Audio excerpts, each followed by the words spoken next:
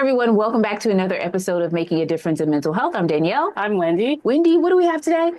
Well, I'm super excited. We're tackling a subject matter we've never talked about on the podcast before, gaming and mental health. And today we have a very, very special guest, our very own social media coordinator for ADH, Raven Holler. Yes. Hi, Raven. We're so Hi, excited to have welcome. you. I mean, this is part 2. Last time we had Rafi and now we have Raven. So we're going to get into it today. I'm excited. Great. So, Raven, tell us a little bit about yourself and how you got into gaming. Yeah, so I've actually been in gaming since I was extremely young. I started playing Pokemon on my DS when I was 5. So even though that's not as hardcore as the games are now, I have been gaming my whole life. My dad really got me into it when I was younger. He used to play on the little Game Boy system from way back when. So we just kind of adapted with the different technology up to what we have now. So I've always kept up with games. Um, it's really fun. I also stream on Twitch sometimes, not as much as I used to. Back in 2020, I really, really hit the streaming to make some money when everything was shut down. But it was a very fun time. Right. So we'll get into that. Yeah, But yeah. before we get into that, we never hear gaming and women or girls very much. And so can you tell us a little bit about just being a woman in this, is it a sport? What do you all consider gaming? Yeah, so for me personally, I consider gaming to be like a relief hobby. That's like my escape. When I get home, from my long 9 to 5 day and I'm tired, the only thing I'm really looking forward to, other than like dinner and sleep is just getting to spend some time, playing with my friends and, just not thinking about work and stress, just a place to go that's away from everything else. So it's funny that you mentioned that because I actually was doing research for a school project and 48% of gamers in the entire world are women. So it's completely crazy to me that like women are not thought about as gamers so frequently when there are so many of them compared to men. Wow, I would have never thought that. Yeah. You always just hear men and the gaming and the, controller and they're not paying attention to the family. And wow, so that's, you know I'm right. Yeah. And so that is, that's amazing. 48% of women gamers. I did not know that, and I guess because I would probably associate gaming with the guys, like it might seem like it's more of a like how sometimes teachers are associated with women, and I think gaming, and we think of competition, and we think of sometimes, I mean, I kind of associate sometimes when it gets like really deep and thick into competition, it becomes like a little bit aggressive. Right. So that's kind of what I've associated with, but 48%, that is a lot. I'm thinking it also from a standpoint that we as women are social. Yeah. I know, Raven, you can probably get into a little bit more. I never think of gaming as a social event. I think of it as a very individualistic event where you're, as you said, I'm working hard all day. It's my escape when I come home, and it's just me and the gaming. But out of curiosity, you say hobby, but I am aware that people attend conferences and competitions around gaming. True? Oh, yeah. Yeah, so there are a lot of big ones. A lot of them are in other countries. We actually don't have as many in the US as I would like, but a lot of colleges, especially in this area, do have a lot of gaming tournaments. There's specific games that are, I guess, seen more in tournaments. Overwatch, Valorant, those are kind of the ones you see more. But I did notice that there's only one gaming conference for women that I specifically saw for women. There's a lot that have primarily male-based players, and most of these esports teams that are in the US right now are all male teams, with the exception of the Boston team, which has a girl, which I'm very happy about. But there are a lot of teams, a lot of competitions that are focused on men. But there is one, I will say, it is called the Girl Gamer Esports Competition. So that's actually in Mexico, and they do have, women go in there and compete and do all that kind of stuff. And as you said before, gaming really is a sport. You have to communicate with your teammates. You have to be endurant, because these tournaments, they can last for days and days, and it requires skill and thinking. So it is very much like a sport. Wow. And so you can have like multiple people on a team competing. Oh, yes. Okay. I hear you, Raven, and I'm just trying to fathom it being a sport. And it's not to say that it isn't, but as you talk about, there's teams, and I can imagine you have to prep for it. I don't know if sleep is a thing. We always talk about like sleep hygiene, and I don't know if sleep is a thing, memory is a thing, dexterity, all these things that are required in a little bit more of a physical sport. But I can imagine too, there's the mental aspect of being able to play and memorize. I don't know the lingo or the technology, but I can imagine that just as much as it would be a physical sport, there is a lot of a mental and maybe even a psychological thing that goes into preparation for these conferences. Right. Yeah. So another question that I have then, I know you talked about 2020. I'm wondering if that was like during the time of COVID. Now, for women, I remember hearing about like game raging during that time of COVID.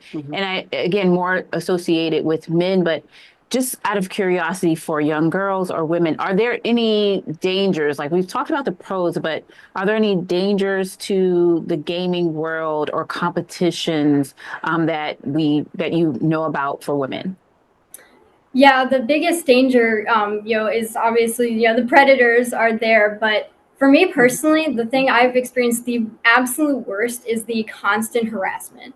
I have stories that would send people through the roof if they heard. Even my teachers. And when I was in college, I had a teacher who told me a story about this encounter she had with a man on a video game that sent me home crying because I could not stop thinking about it. I had nightmares about these things that this one guy said verbally to her, my teacher that I cared about.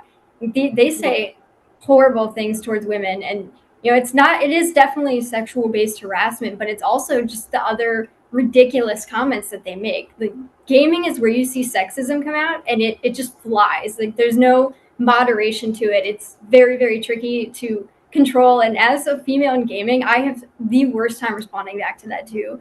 Like, when I get harassed like that, I have a tendency to just shut down. And there's no real mental health resources for women who play games. There's resources for everyone in general, but there's no specific communities that are really built for women.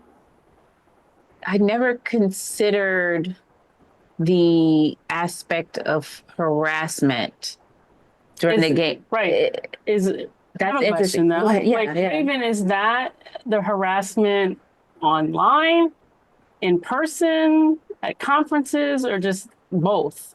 Because I can imagine, we've done social media. And, social media is a space that allows people, not to be seen. And so therefore they're reckless with their words and harassment and all of that. So I was just a little curious about that. Yeah, most of the harassment is done on the games.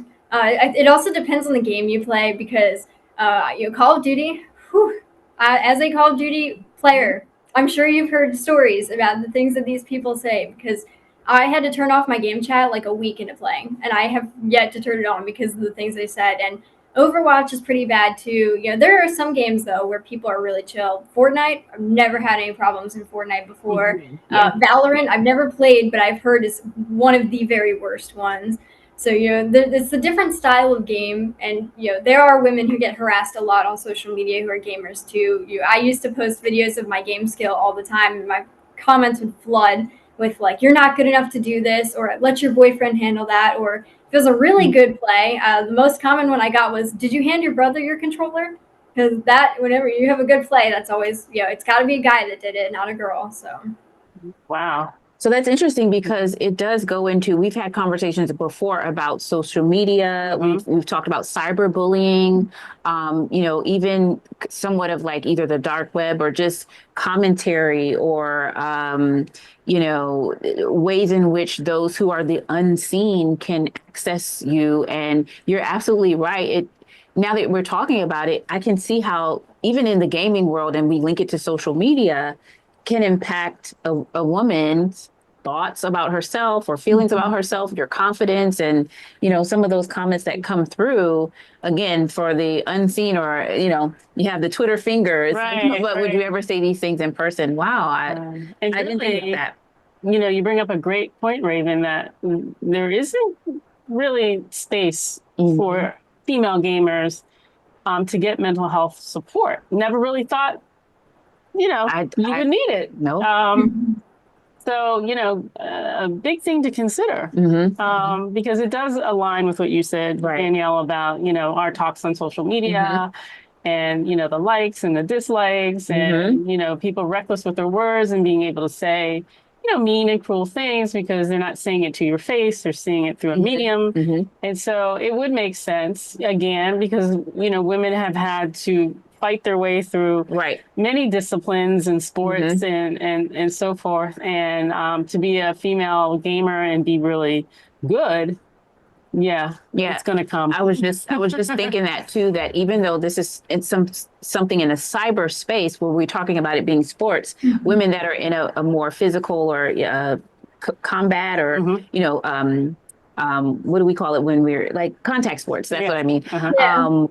Women that are within those sports that are traditionally like football, like there are leagues of football for women or basketball. I can imagine that they also receive the harassment too, and that can translate and correlate over to online. I really didn't think about it in that way. So thanks for, just bringing that to light. And I do think because we want to make sure that we're also speaking from a clinical space. At some point, I do think, and we've said it here before at the podcast, at some point, gaming or gaming addictions will possibly be in our DSM 6 or 7, or we already have the 5, right? So I do think, and so this is kind of like a sidebar question too.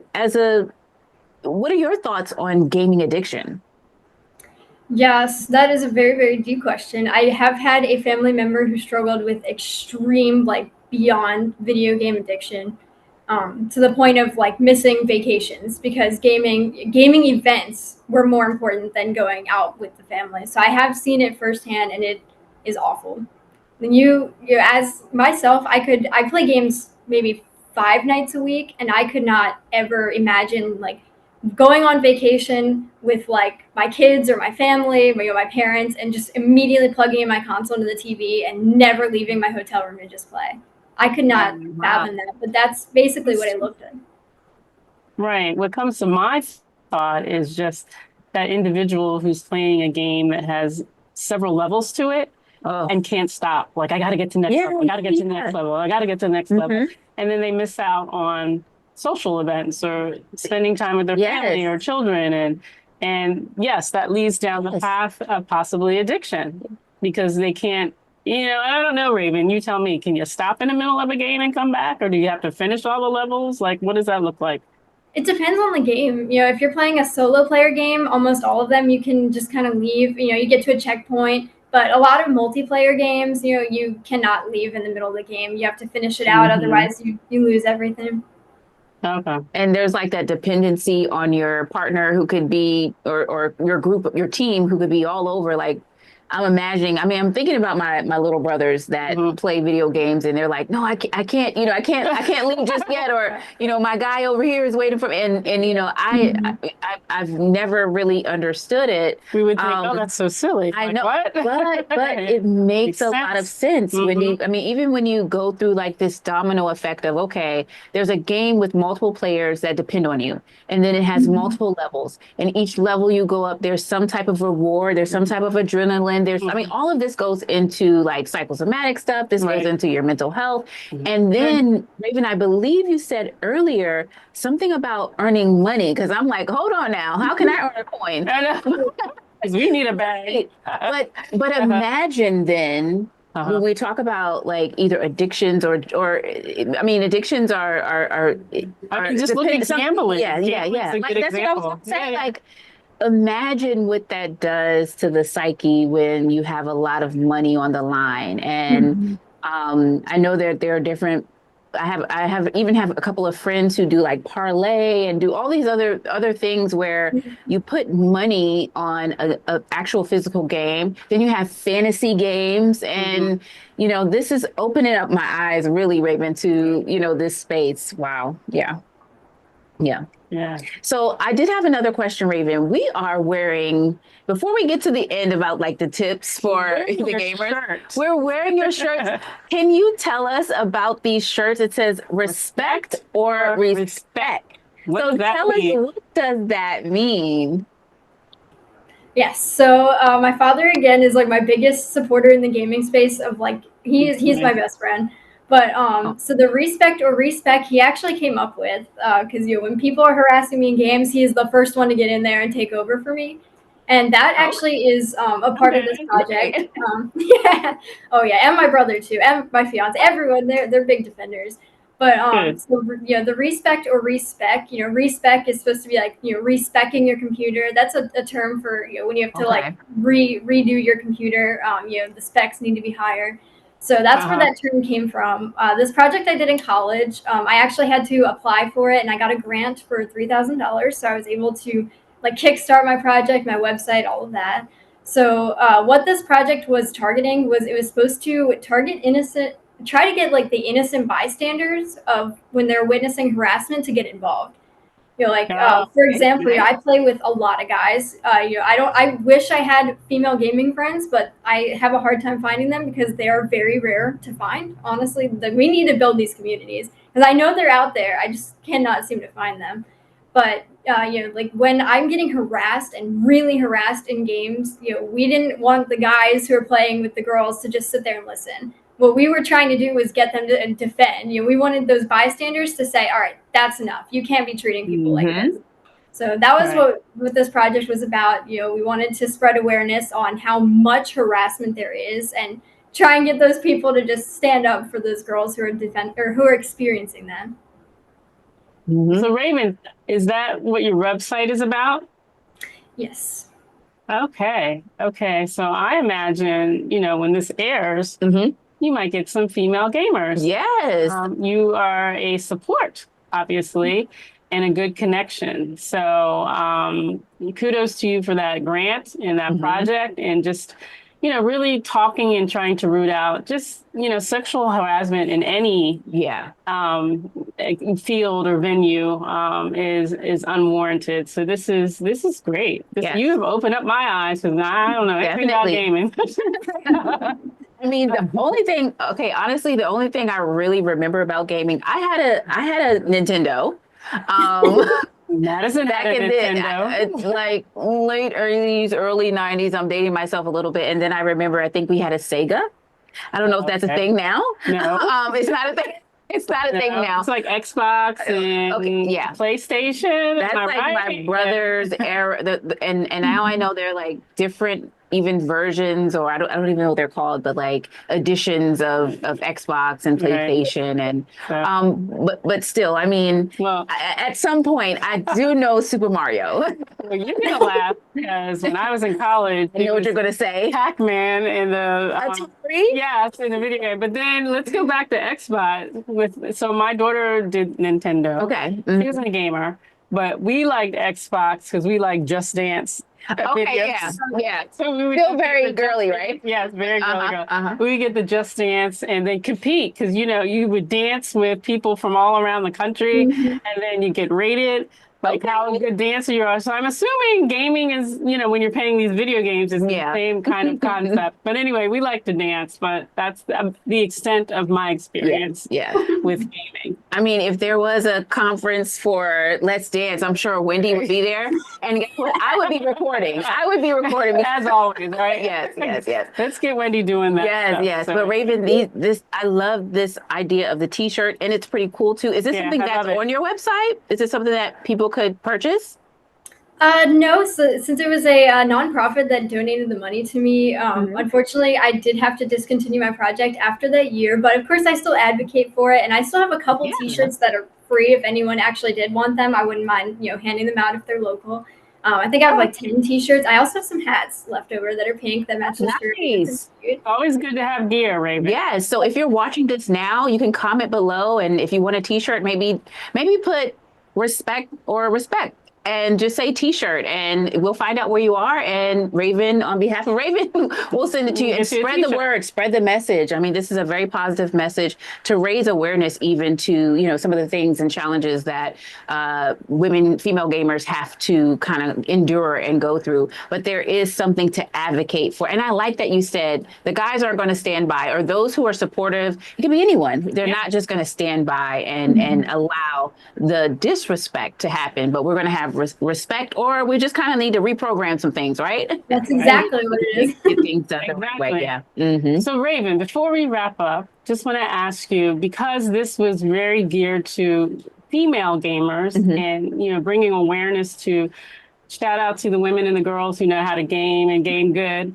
What tips going forward would you give girls or even women who really are passionate about gaming like you are to, you know, continue following that path and getting the support that they need to rally against harassment, sexual harassment, and the negativity that this game can bring? Yeah. I think everyone needs to find their community, you know, and they need to find really that support system. You know, it can be very tricky, you know, depending on the different types of games you play. But yeah, I actually remember when I first played, there was actually a guy I met, and I started getting bullied, and he jumped on the train instead of defending me. And I thought, why would you do that? He said, it's gaming culture. He said those exact words. He said, it's gaming culture to treat women that way. And I thought, man, why am I playing with people like that? That's ridiculous. So now the guys I play with, my brother, my dad, you know, my fiance and his best man, like, we are so knit tight, like, it's insane. I would never expect any of them to treat me that way. And, you know, I have played with some of my female friends who are limited but exist, and they're just so, like, we women need to stay together, because having two female gamers together in a hobby is like, that's really all you need. You know, when you have one, it's harder to pull yourself through, but with two, it's just, you just got to stay together, you know, find your people. That's it. We always say that. We always say find your tribe. And in this instance, find your gaming tribe. I love it. I love it. Yeah. So Raven, do you want to shout out your website real quick? Yeah. So it's actually, my handles are just respect or respec, same as on the t-shirts. Yeah, I have an Instagram and a Discord for any of my female gamers out there who are looking for a female-based community. I do have one on Discord. So I'll be sure to put the links in the caption when I post this later. Yes. All right. Well, thank you so much, Raven, for joining Danielle and me to talk about gaming part 2. I think it was a wonderful conversation. I hope that you do get some female gamers to connect with you now that, you know, we've talked about it. And sometimes it just takes a conversation. Yeah. So we're just so excited that we had you here, Raven, and we're thankful for you as well, just to kind of wrap up our series on gaming and mental health. Everyone, we're thankful for you watching again. My name is Danielle. I'm Wendy. This is Making a Difference in Mental Health, where we're always striving to make a difference in mental health. We'll see you next time. See ya. Bye.